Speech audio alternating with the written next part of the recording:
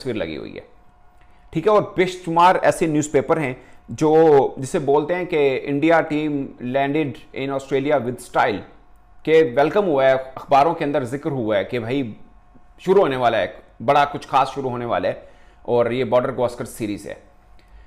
ये कहने का मतलब, मैंने एक व्लॉग किया था सुबह को भी, पाकिस्तान के जो कोच हैं जैसन गिलिस्पी, उन्होंने जिक्र किया था एक दो दिन पहले, उन्होंने बोला कि पाकिस्तान टीम खेली है, ऑस्ट्रेलिया के बोर्ड ने कोई फोकस नहीं किया पाकिस्तान क्रिकेट को, कहीं पर कोई बिल बोर्ड, कोई एडवर्टाइजमेंट, कोई हाइप नहीं है और सारा ध्यान इनका बॉर्डर गावस्कर सीरीज पर है। और एक दिन के बाद ये सीन आ गया सामने।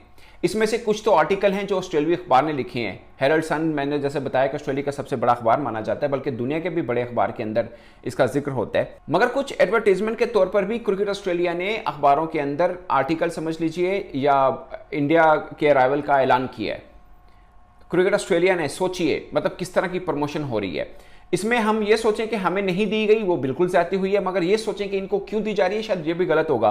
क्योंकि दुनिया की क्रिकेटिंग मतलब पावर्स देखी जाए तो सबसे बड़ी इंडिया की है और ऑस्ट्रेलिया को भी मालूम है कि इंडिया की टीम का आना उनके लिए कितना वो हो सकता है और उनकी क्रिकेट प्रमोशन के लिए कितना हो सकता है। जो लोग ऑस्ट्रेलिया नहीं गए हुए, मैच चुके 3-4 बार कवर किया है, वो कम्युनिटी के ऊपर बहुत फोकस करते हैं। जैसे इंडियन कम्युनिटी है, पाकिस्तान कम्युनिटी, श्रीलंकन, बांग्लादेश, अपनी क्रिकेट प्रमोशन के डिफरेंट इवेंट्स वहां पे रखे जाते हैं। और जब भारत टीम आ रही होती है, समझे उनके लिए चांदी है अपनी गेम को प्रमोट करने के लिए। मतलब आबादी उनकी 2-2.5 करोड़ है, मतलब Pakistan India perspective, Bangladesh perspective में देखें तो कोई आबादी नहीं है, बट वो ऐसे इवेंट को लेकर फिर क्रिकेट प्रमोशन करते हैं और अपनी फाइनेंशियल और कमर्शियल वैल्यू को बढ़ाते हैं इन चीजों को लेकर।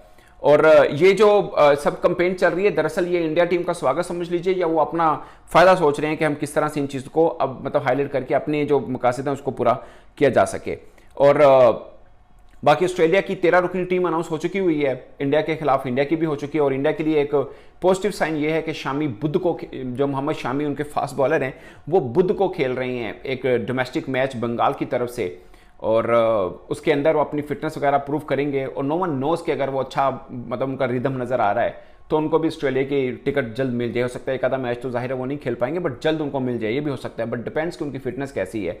रोहित शर्मा जो हैं वो उनके यहाँ एक नए मेहमान की आमद है, इसलिए उनका कुछ कंफर्मेशन नहीं है कि वो कब ऑस्ट्रेलिया टीम को ज्वाइन कर सकते हैं। जब तक वो ज्वाइन नहीं करते हैं तब तक ऑफकोर्स बुमराह कप्तान होंगे। क्या उनके ज्वाइन करने के बाद भी बुमराह कंटिन्यू करते हैं नहीं करते एज ए कैप्टन, वो बात की बात है, बट अभी तक इस मामले में कोई ऑफिशियल अनाउंसमेंट नहीं हुई है। और अब सोचना ये है, मतलब देखना ये है गौतम गंभीर एंड कंपनी को कि रोहित शर्मा के बगैर ओपन कौन हो सकता है। स्वरन है उनके, केएल राहुल हैं, जिन दो का इशारा भी दे चुके हुए हैं गौतम गंभीर, बट देखते हैं, आई डोंट थिंक सो कि केएल राहुल के साथ इंडिया जाएगा। मगर उनका जो पेस अटैक है वो भी बड़ा शानदार है इंडिया का। अगरचे शामी होते तो शायद उनकी पेस अटैक में थोड़ी जान नज़र जरूर आती, मगर ये पेस अटैक भी उनका उस लिहाज से बुरा नहीं है। इसके अंदर आप अंदाज़ा करें कि आकाशदीप हैं, मोहम्मद सिराज हैं, कृष्णा हैं, जसप्रीत बुमराह हैं, फिर 2-3 रिजर्व के अंदर भी रखे हुए हैं। और अगर इन केस शामी उनके फिट हो जाते हैं, शामी के आने से मुझे लगता है इनकी पेस बैटरी मुकम्मल होगी। अभी जितने मर्जी नाम ले लें सब अच्छे हैं, जाहिर है इसलिए अपनी टीम के अंदर आए हैं, मगर वो जो है ना सही वाला मुकाबला वो शामी के आने से जुड़ेगा, सही मजा आएगा। आप ऑस्ट्रेलिया का स्क्वाड देखें, इसमें ऑफकोर्स पैट कमन है, मिचेल स्टार्क हैं, हेजलवुड हैं, ब्लंडल उनके, बोलैंड उनके शामिल हैं। उनमें 2 नाम आपको थोड़े लगेंगे, एक बोलैंड हैं और मिक्सवेनी, अभी जो ए टीम खेली इंडिया की उसके अंदर ये कप्तान थे। मगर बोलैंड इंडिया के खिलाफ उनका मतलब सब जानते हैं इंडियन फैंस वो उनके क्रिकेट करियर को अच्छे से। बाकी बैटिंग एडर उनका पूरा, मिचेल मार्श हैं, कैरी हैं, उसके अलावा ट्रेविस हेड वापस आ चुके हैं, उस्मान ख्वाजा हैं, स्टीव स्मिथ हैं, लोबिशाइन हैं। यानी ये ट्रेविस हेड और मिचेल मार्श पाकिस्तान के खिलाफ नहीं खेले थे, मगर बॉर्डर गावस्कर सीरीज के लिए पूरी की पूरी टीम इंडिया की, और सॉरी ऑस्ट्रेलिया की, इस पे मैदान में उतर चुकी है। एक दफ़ा रिवाइज कर देते हैं जो इंडिया का स्क्वाड है फॉर दिस सीरीज। उसमें रोहित शर्मा है, जसप्रीत बुमराह, पहला मैच को मैंने बता दिया रोहित शर्मा नहीं खेल पाएंगे, और रविचंद्रन अश्विन हैं, और एसवरन जो मैं कह रहा हूँ कि शायद खेल सके रोहित शर्मा की जगह पर, शुभमन गिल, रविंद्रा जडेजा, जायसवाल, दौरव जोरेल हैं, सरफराज खान हैं। इनका देखना होगा कि ये कैसे बैटिंग करते हैं। ओवरऑल जब से इंटरनेशनल क्रिकेट खेल रहे हैं अच्छा खेल रहे हैं। विराट कोहली हैं, कृष्णा उनके फास्ट बॉलर, ऋषभ पंत, ये मेन चीज़ है, ऋषभ पंत और जायसवाल, इन दोनों के ऊपर काफ़ी नजरें लोगों की। केएल राहुल और हर्षित राणा हैं इसमें, नितेश कुमार रेड्डी हैं, मोहम्मद सिराज, वाशिंगटन सुंदर हैं। तो ये हैं। बाकी जो ट्रैवलिंग रिजर्व में हैं वो खलील अहमद हैं, नवदेव सैनी और मुकेश कुमार हैं। ये है दोस्तों पूरे का पूरा स्क्वाड इनका।